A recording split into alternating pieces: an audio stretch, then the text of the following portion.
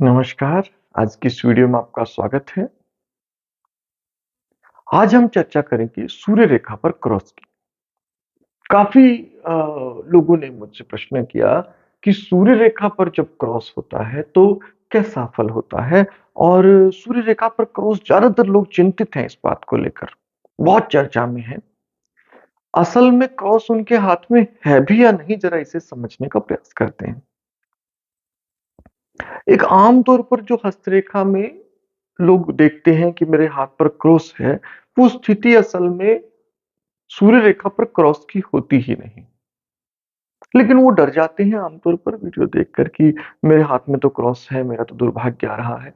ऐसा सबसे पहले ये निर्णय करना चाहिए कि असल में क्रॉस है या नहीं है।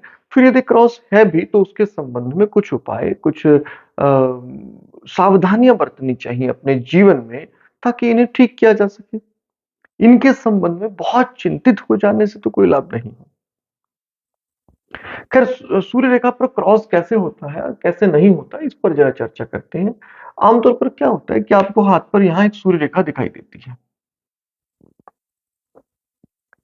यहाँ इस बारे में सबसे पहले एक बात आपको बताना चाह रहा हूँ कि हमें ये ध्यान देना होगा कि ये क्षेत्र कितना है। शनि सूर्य का क्षेत्र कितना है? आमतौर पर हाथों पे ये कम होता है। सूर्य का जो क्षेत्र है वो जितना विस्तृत होगा, जितना बड़ा होगा, हृदय रेखा से सूर्य को देखिए और वो अगर सूर्य के पर्वत का क्षेत्र, ये जो सूर्य पर्वत है, इस उँगली के नीचे का एरिया, ये पर्वत सूर्य पर्वत है, ये शनि पर्वत है। जिन हाथों में ये ऊपर के पर्वतों की स्थिति बड़ी है, ये आमतौर पर ज़्यादा संपन्न लोग होते हैं। आम लोगों की तुलना में ज़्यादा सफलता प्राप्त करते हैं। हाँ, यहाँ एक शर्त ज़रूर है, हाथ की रेखाओं के बारे में, हस्तरेखा के बारे में जब भी बात करें, हमें सबसे ज़्यादा ध्यान देना होता है पर्वतों की स्थिति पर।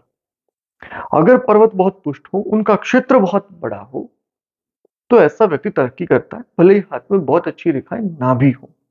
क्योंकि उसमें ओवरऑल ग्रहों का जो स्ट्रेंथ है, ओवरऑल ग्रहों की जो क्षमता है, वो बहुत अच्छी है।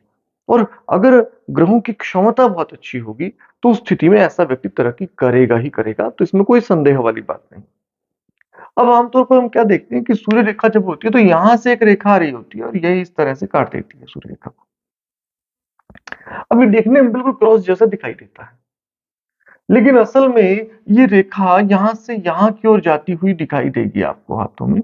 और ये जो रेखा है, ये हाथों में होता है शुक्र वलय। अब शुक्र वलय यदि सूर्य रेखा को काट रहा है, अब शुक्र वलय क्या होता है हाथों में ना, आमतौर पर पूरा आपको दिखाई नहीं देगा। बहुत ज़्यादा स्पष्ट शुक्र वलय बना हुआ बहुत रेयर हाथों में दिखाई देगा। तो शुक्र वाले आमतौर पर क्या होता है, थोड़ा इधर की ओर, थोड़ा इधर की ओर बस बचा होता है। इतना सा इधर दिखाई दे रहा है, इतना सा इधर दिखाई दे रहा है और बीच में से आमतौर पर टूटा होता है। शुक्र वाले का टूटा होना ठीक भी है, कोई बहुत बुरी चीज़ नहीं है शुक्र वाले का टूटा होना। लेकिन शुक्र वाले यदि आपका काट रहा है सूर्य रेखा को और इस तरह क्रॉस जैसी स्थिति बन रही है, ये स्थिति सूर्य पर्वत पर क्रॉस की स्थिति नहीं है। यहाँ 2 प्रधान रेखाएँ आ गई, एक शुक्र वलय की रेखा और एक सूर्य रेखा, दोनों एक दूसरे को क्रॉस कर रही है। इसमें कोई डाउट नहीं है कि इससे भी संघर्ष थोड़ा होता है व्यक्ति के जीवन में। ऐसे लोग आमतौर पर शुरुआती जीवन में संघर्ष करते हैं, लेकिन ये क्रॉस जैसा दोष नहीं। क्रॉस हम हाथ में कब मानेंगे? जब क्रॉस स्वतंत्र हो, उसका संबंध किसी भी अन्य रेखा से नहीं हो, सूर्य रेखा से भी नहीं हो। सूर्य रेखा पर ही मान लीजिए कि इस तरह से 2 रेखाएँ आपस में बाँटकर क्रॉस बना रही हो। अब ये क्रॉस माना जाएगा। इसमें सूर्य रेखा भी इन्वॉल्व नहीं हो, कोई प्रधान रेखा इसमें इन्वॉल्व नहीं है। कोई भी प्रधान रेखा के बिना एक विशेष प्रकार का संकेतक चिन्ह बन रहा है। ये जो क्रॉस का चिन्ह है, ये स्वतंत्र बन रहा है। अब हम मानेंगे कि ये गुणक चिन्ह जो है, ये अशुभ है। गुणक चिन्ह केवल तब अशुभ होगा जब वो स्वतंत्र हो। स्वतंत्र नहीं है, तो अब ये चिन्ह अशुभ नहीं है, क्योंकि स्वतंत्र होने का मतलब है इसे किसी दूसरी रेखा के आधार पर नहीं बनना चाहिए। हालांकि देखो, एक रेखा दूसरी रेखा काट रही है और यहाँ काटने की इंटेंसिटी भी हम देखेंगे अगर सूर्य रेखा इसके कारण से डिस्टर्ब हो रही है, तो नो डाउट कि सूर्य रेखा के डिस्टर्ब होने पर आपके जीवन में संघर्ष बढ़ेगा। लेकिन क्रॉस होने जैसा बहुत विशेष अशुभ फल इससे नहीं बनेगा। क्रॉस जो है सूर्य पर्वत पर बहुत भयंकर संघर्ष लाता है और आमतौर पर असफलता आती रहती है। लेकिन ये तब होगा अगर ये सूर्य रेखा के अगले हिस्से पर, पिछले हिस्से पर या बीच के हिस्से पर स्वतंत्र क्रॉस बन रहा है और ये स्वतंत्र क्रॉस बिना किसी दूसरी रेखा के कारण बन रहा है। यानी कि अगर इस तरह से क्रॉस बन रहा है वो हम क्रॉस नहीं मानेंगे।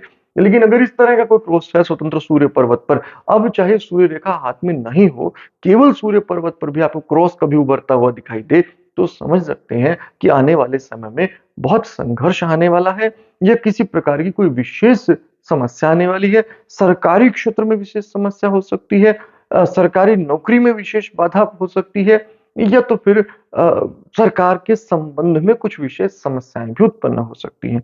अगर ऐसा व्यक्ति सूर्य के क्षेत्र में ही काम कर रहा है, यानी कि वो राजनीति में है या फिर वो सरकारी नौकरी पर है या फिर वो सरकार के संबंधित कोई कार्य करता है, तो उसे विशेष रूप से अधिक परेशानी का सामना करना पड़ता है। तो ये हो गई एक क्रॉस की बात।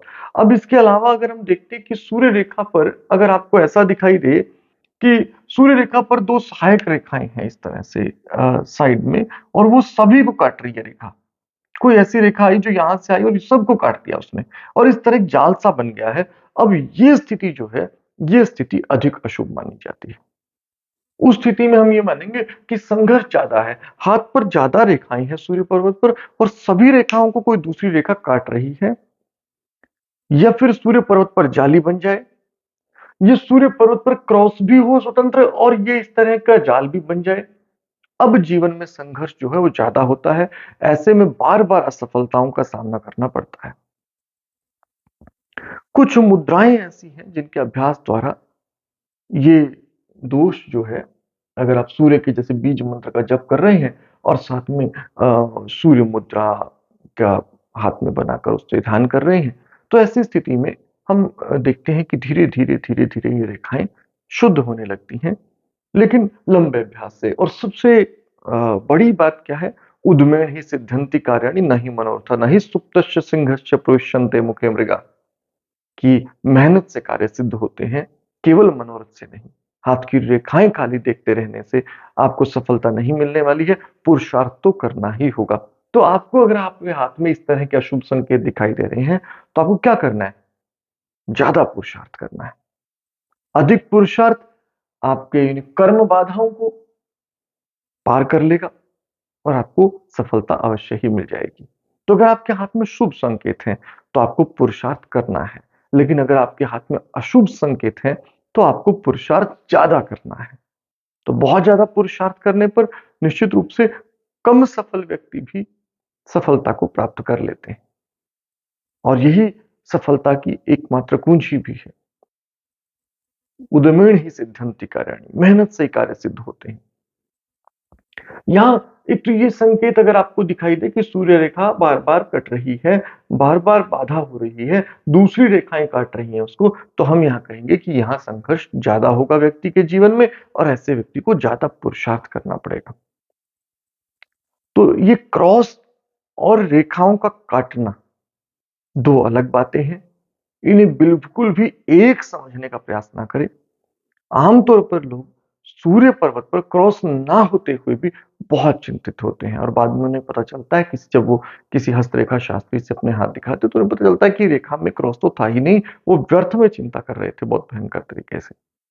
तो इस बात पर थोड़ा-सा ध्यान दीजिए। उम्मीद है आप इस विषय में आपको थोड़ी-सी स्पष्टता तो आई होगी। आज की वीडियो में इतना ही। अगली वीडियो में अगले किसी विषय पर बात करेंगे, तब तक आपका दिन शुभ हो। धन्यवाद।